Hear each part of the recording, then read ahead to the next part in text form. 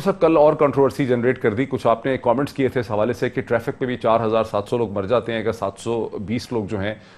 تو ٹریفک رکتی تو نہیں ہے۔ مجھے تو وہ کامنٹس خاصے مناسب ہی لگے، مجھے تو لگا ریشنل ہے، لیکن اس پہ لوگوں کو صدمہ بہت ہوا ہے۔ آپ کو بھی بات پہنچی ہوگی کہ سارا دن میڈیا اس کو ڈسکس کرتا رہا ہے کہ اسد عمر صاحب نے بڑے انسینسٹیو کامنٹس کیے ہیں، اس پہ آپ کا کیا رد عمل؟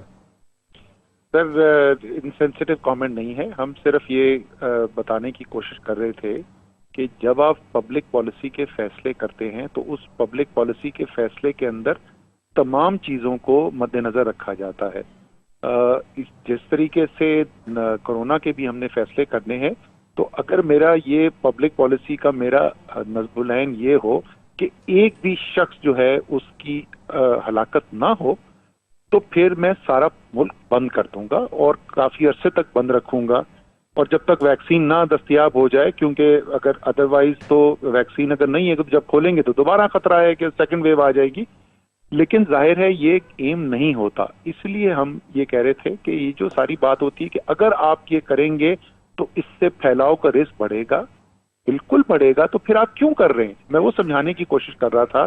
کہ جس طریقے سے ٹریفک کا نظام چلتا ہے، ہمیں پتا ہے اس کا ایک منفی پہلو یہ ہے کہ ٹریفک کے حادثات ہوتے ہیں، لوگ اپنی زندگی سے جان کھو بیٹھتے ہیں، لیکن ٹریفک کا سسٹم پھر بھی معاشروں نے، دنیا میں ممالک نے، حکومتوں نے یہ فیصلہ کیا کہ اس کو چلتے رہنا چاہیے، کیونکہ یہ ایک منفی اثر ہے، اور اس سے زیادہ کیا منفی چیز ہو سکتی ہے کہ انسان زندگی اپنی کھو بیٹھے، لیکن اس کے باوجود معاشرہ الاؤ کرتا ہے۔ اسی لیے ہم جو اکنامک ایکٹیویٹی کی جو اجازت دینے کی بات کر رہے ہیں، لوگوں کو روزگار لینے کی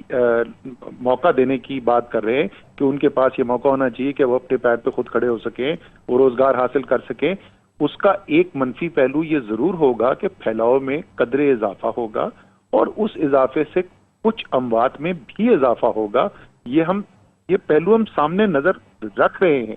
لیکن کوئی بھی معاشرہ، اور اسی لیے میں نے یہ بھی مثال دی تھی کہ وہ معاشرے، وہ ممالک جو ہم سے کہیں زیادہ امیر ہیں، جہاں کے سیفٹی نیٹس ہم سے بہت زیادہ اسٹرانگ ہیں، جہاں پہ آج بھی 300 400 500 اموات ہو رہی ہیں، امریکہ میں 2,000 اموات ہو رہی ہیں، وہ بھی اپنی معیشت میں لوگوں کو روزگار کمانے کی اجازت دے رہے ہیں اور آہستہ آہستہ بندشیں ہٹا رہے ہیں۔ صرف اتنی سی بات۔ اچھا اسد صاحب، آپ چونکہ منسٹر آف پلاننگ ہیں اور آپ کے تو یہ ڈائریکٹلی پورٹ فولیو میں بھی آتا ہے، آپ کی ذمہ داری بھی بنتی ہے حکومت کو اس حوالے سے ایڈوائز کرنا، اب اس وقت آپ کی اور آپ کی حکومت کی تھنکنگ، منشا اور سوچ لاک ڈاؤنز کے حوالے سے کیا ہے کہ لاک ڈاؤنز میں مزید کب تک یہ لاک ڈاؤنز جو ہیں اس طرح سے جاری رہ سکیں گے؟ اچھا، تو اس کے اندر دو چیزیں جی، ایک تو سمت کی اگر آپ بات کریں تو ہم بالکل کلیئر ہیں، کل میں نے بڑی تفصیل سے وجہ سمجھائی کہ کیوں ہمارے خیال میں بندشیں کم کرنے کی طرف جانا چاہیے، تو سمت تو بڑی واضح ہے۔ جو ابھی تک فیصلہ ہوا ہوا ہے وہ 9 مئی تک ایک فیصلہ ہوا ہوا ہے، مشاورت سے این سی سی نے یونانیمس فیصلہ کیا تھا، تو این سی سی کے پاس ہی جا کے ہم 9 مئی کے بعد کیا کرنا ہے، وہ کچھ تجاویز رکھیں گے، اور اگلے وہ 1-2 دن کے اندر وہ کلیئر ہو جائیں گی اور ان کو رکھ دی جائے گا۔ لیکن ایک ہی گو میں یہ میں بالکل واضح کر لوں، ایسا نہیں ہونے والا کہ 10 مئی کو ہم جا کے بولیں کہ جی بالکل پاکستان جیسا کہ 15 فروری کو چل رہا تھا ویسے ہی دوبارہ چلانا شروع کر دیں۔ کچھ بندشیں ہٹانے کی تجویز ہوگی،